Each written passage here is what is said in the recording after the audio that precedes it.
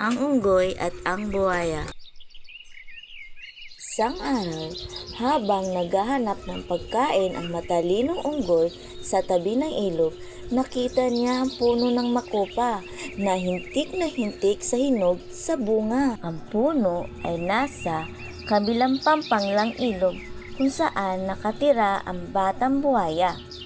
Matapos niyang makain ang lahat ng prutas na gusto niya, bumaba na sa puno ang unggoy at nagpasyahang pumunta sa kabilang malawak na ilog, ngunit hindi niya alam kung paano. Sa wakas, nakita niya ang buhaya na kagising lamang mula sa kanyang siesta. Magiliw na wika ng unggoy. "Mahal kong buhaya, pwede bang humingi ng pabor?" Nabigla ang buhaya sa pagganitong kabait ang pagbati ng unggoy, pero mapagkumbaba itong sumagot. Oo ba, kung ano man ang maaari may tulong ko sa iyo, malugod ko itong gagawin. Sinabi ng unggoy sa buhaya na gusto niyang pumunta sa kabilang dako ng ilog. Sabi ng buhaya, Buong puso kitang ihati doon. Umupo ka lang sa likod ko at aalis na tayo agad. nang nakaperme na sa pagkaupo ang unggoy sa likod ng buhaya, nagsimula na silang maglakbay. Hindi nagtagal, narating na nila ang kalagitnaan ng ilog at nagsimulang humalakhak ang buhaya. Ha ha ha! Ngayon, unggoy na uto-uto! Sabi niya. Kakainin ko ang iyong atay at mga bato dahil gutom na ako. Ha! Kinabahan ng unggoy pero hindi nagpahalata. Sa halip, sinabi niya, "Pinaghandaan ko na yan.